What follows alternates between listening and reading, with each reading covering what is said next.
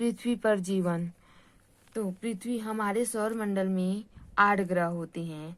8 ग्रहों में से पृथ्वी ही एक ऐसा ग्रह है जिसमें जीवन संभव होती है।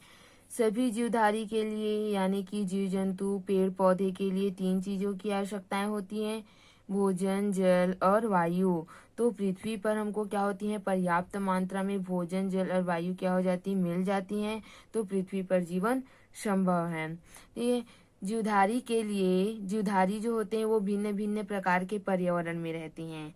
ठीक है, कुछ जमीन पर रहते हैं तो कुछ पानी में रहते हैं। जमीन पर भी रहने वाले जीवधारी कई प्रकार के होते हैं, जैसे कि पृथ्वी पर अधिकतर ऐसे ही स्थान होते हैं जहाँ जीवधारियों को अपने आवास के लिए, अपनी मूल रूप की अपने जीवन के लिए जो आवश्यक चीज है वह सरलता से मिल जाती है।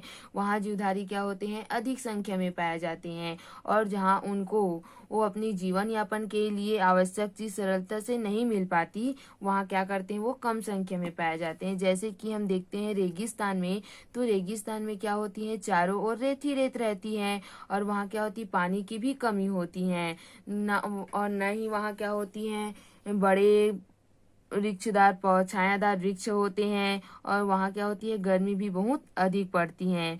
ठीक है, तो वही मतलब रेगिस्तान में क्या होते हैं, बहुत कम संख्या में जीवधारी पाए जाते हैं। हमारे पृथ्वी पर 2 ध्रुव होते हैं, एक उत्तर ध्रुव होते हैं और एक दक्षिण ध्रुव होते हैं। ये दोनों ध्रुव भी क्या होते हैं, अधिक ठंडे होते हैं और इनकी सतह पर क्या होती है, बर्फ जमी रहती है। ठीक है, तो यहाँ भी अधिक ठंड होने के कारण क्या होते हैं, जीवधारी बहुत कम संख्या में पाए जाते हैं। ठीक है, इसके अतिरिक्त पृथ्वी की सतह पर क्या होते हैं, महासागर होते हैं, विशाल रेगिस्तान होते हैं, घने जंगल, मैदान, पहाड़ी, ये सब क्या होते हैं, पाए जाते हैं। ठीक है, अब हम देखते हैं खाद्य श्रृंखला। जीवधारी जो होते हैं वो आपस में खाद्य श्रृंखला से जुड़े रहते हैं और खाद्य श्रृंखला की शुरुआत किससे होती है, पेड़ पौधे से होती है।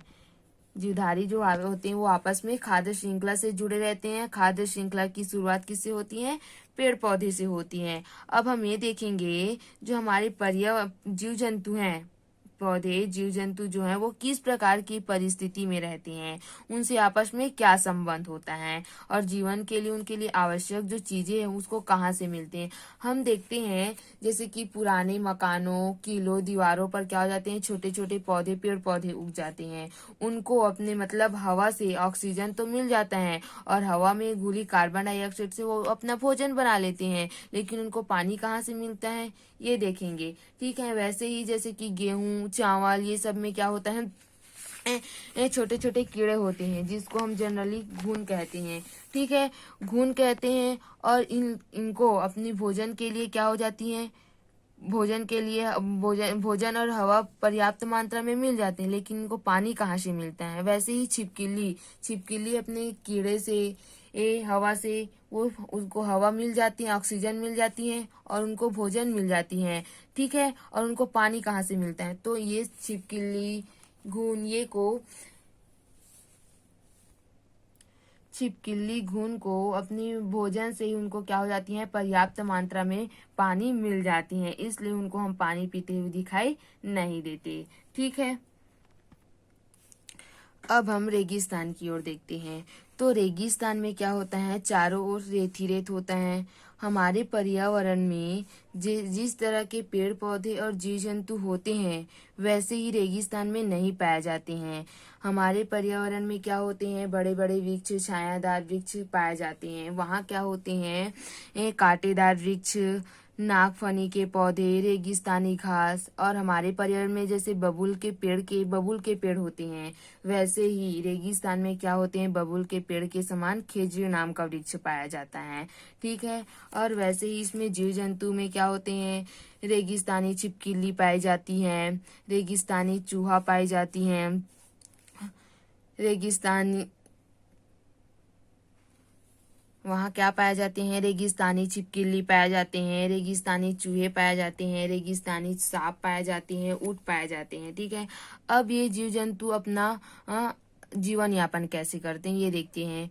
तो वहाँ क्या हो, रेगिस्तान में क्या होता है, दिन के समय बहुत गर्मी होती है और रेत में सूर्य के जब प्रकाश पड़ता है तो गर्म होने के कारण क्या होती है, वहाँ दिन के समय बहुत गर्मी पड़ती है और रात के समय बहुत ठंडी रहती है। जितना जल्दी रेत गर्म होता है उतना जल्दी ठंडी भी होती है। ठीक है, तो वो वहाँ के जीव जंतु अपनी दिन के समय क्या करते हैं, अपनी रेतों के अंदर बिल बनाकर अपना जीवन यापन करते हैं। और कुछ जीव जंतु होते हैं वो भोजन की तलाश में क्या करते हैं, इधर उधर घूमते हैं।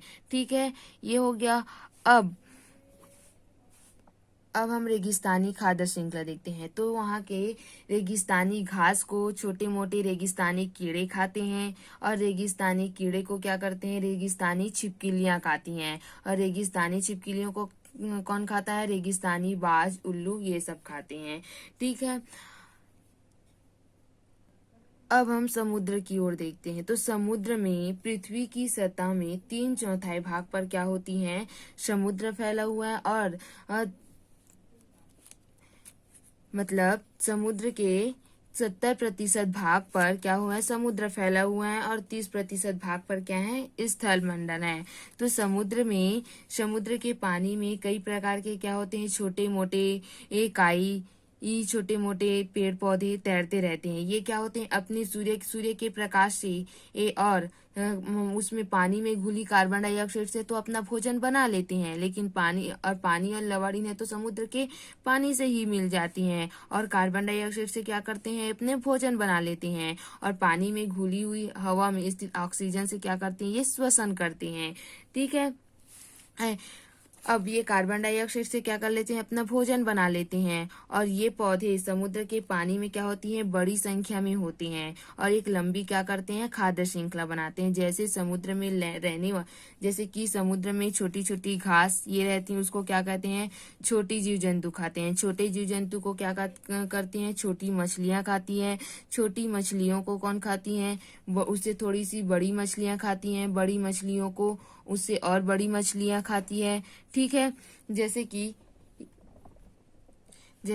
देखो, काई को क्या करती हैं, छोटी कीड़े खाते हैं। छोटे कीड़े को कौन खाती हैं, छोटी मछलियां खाती हैं। छोटी मछलियां को इससे थोड़ी बड़ी मछलियां को और बड़ी मछलियां खाती हैं। और बड़ी मछलियां को छोटे स्तनधारी पक्षी खाते हैं। छोटे स्तनधारी पक्षियों को उससे बड़े जीवधारी खाते हैं। इस प्रकार समुद्र में बहुत बड़ी खाद्य श्रृंखला बन जाती है। जीवधारियों द्वारा खाए जाने के कारण क्या होती हैं, बड़ी बड़ी खाद्य श्रृंखला बन जाती हैं। ठीक है, और समुद्र में के किनारे पर रहने वाले कई जंतु जो होते हैं वो इसी भोजन श्रृंखला पर क्या करते हैं, निर्भर रहते हैं। समुद्र के किनारे कई बड़े बड़े जंतु रहते हैं, वो क्या करते हैं, इसी भोजन श्रृंखला पर क्या करते हैं, निर्भर रहते हैं। अब हम समुद्र से निकलकर उत्तर ध्रुव की ओर देखते हैं। तो उत्तर ध्रुव मतलब इसको हम क्या कहते हैं, आर्कटिक प्रदेश कहते हैं। आर्कटिक प्रदेश में इतनी ज्यादा ठंडी होती है कि उसमें वर्ष भर जमीन जो होती है वो बर्फ से ढकी रहती है। ठीक है, गर्मी के कुछ मौसम में ही क्या रहती है, बर्फ पिघलती हैं। तो पिघलने पर उसमें छोटे छोटे पौधे उग जाते हैं, काई उग जाते हैं। और यहाँ के जो जीव जंतु होते हैं वो सफेद रंग के होते हैं। और सफेद रंग के होने के कारण बर्फ पर इन्हें देखना क्या होता है, कठिन होता है।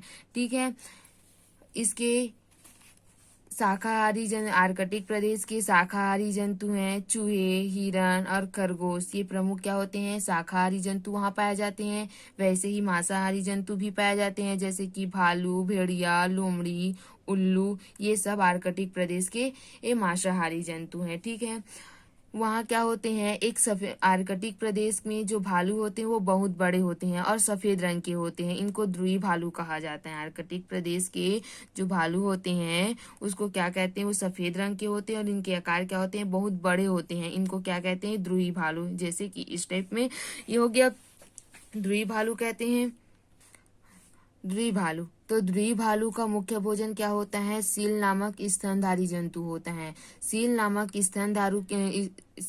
स्तनधारी जंतु होता है। सील जो होते हैं वो क्या होते हैं? एक कुत्ते के समान दिखते हैं। ये समुद्र में क्या करते हैं? तैरते हैं और ये मछलियों का शिकार करते हैं। जब ये सील जो होते हैं वो अपने आराम के लिए समुद्र के किनारे बर्फ पर आ जाते हैं तो उसको द्रुही भालू क्या कर लेता है? पकड़ लेता है। ठीक है, तो समुद्र में शुरू होने वाली जो खाद्य श्रृंखला है वो द्रुही भालू के साथ जमीन पर ही समाप्त हो जाती हैं।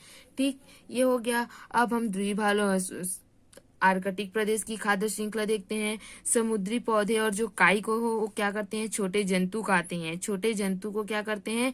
बड़े जंतु और छोटी मछलियां खाती हैं। और छोटे जंतु और छोटी मछलियां को बड़ी मछलियां खाती हैं। बड़ी मछलियां को कौन खाती है? सील मछलियों का शिकार करती हैं। तो बड़ी मछलियों को कौन खाती है? सील। और सील द्रुही भालू का मुख्य भोजन है। ठीक है, इस प्रकार आर्कटिक प्रदेश में भी हम कर चुके हैं।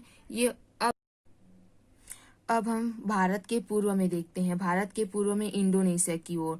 तो इंडोनेशिया में जैसे कि भारत में सभी जगह भूमि नहीं है, वैसे इंडोनेशिया में भी ये सभी जगह क्या है? भूमि नहीं है। ठीक है, उसमें इंडोनेशिया क्या है? ये 13,000 द्वीपों से बना है। ठीक है, इनमें से एक बड़ा द्वीप है जिसको हम क्या कहते हैं? बोर्निया कहते हैं। और इस द्वीप पर बहुत विशाल और गहरी गुफा है जिसमें क्या होती हैं? करोड़ों चमगादड़ रहती हैं। ये गुफाएं इतनी गहरी होती हैं कि इसमें सूर्य का प्रकाश बिल्कुल भी नहीं पहुंच पाता है। ठीक है, इस द्वीप पर क्या होते हैं? बहुत विशाल और बहुत गहरी गहरी गुफाएं होती हैं।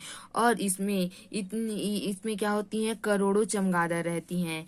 ठीक है, करोड़ों चमगादड़ रहती हैं और इसमें जो ये गुफाओं में सूर्य का प्रकाश बिल्कुल भी नहीं पहुंच पाता, बहुत ही अंधेरा रहता है। जो चमगादड़ जो होते हैं वो दिन में इन गुफाओं के क्या होते हैं? दीवारों पर लटके रहते हैं और शाम होते ही भोजन की तलाश में क्या करते हैं? निकल पड़ते हैं। तो हवा में उड़ने वाले छोटे मोटे कीड़े, फूलों के रस, फल, ये सब क्या होते हैं? उनके भोजन होते हैं। ठीक है, ये हो गया आपका इंडोनेशिया का भी हो गया और आर्कटिक प्रदेश का भी हो गया। समुद्र का खाद्य श्रृंखला भी देख लिए, रेगिस्तान का भी हम देख चुके हैं। ठीक है, अब हम पढ़ेंगे आगे। क्या इन गुफाओं में पौधे होंगे? कारण सहित उत्तर दीजिए बोला गया है।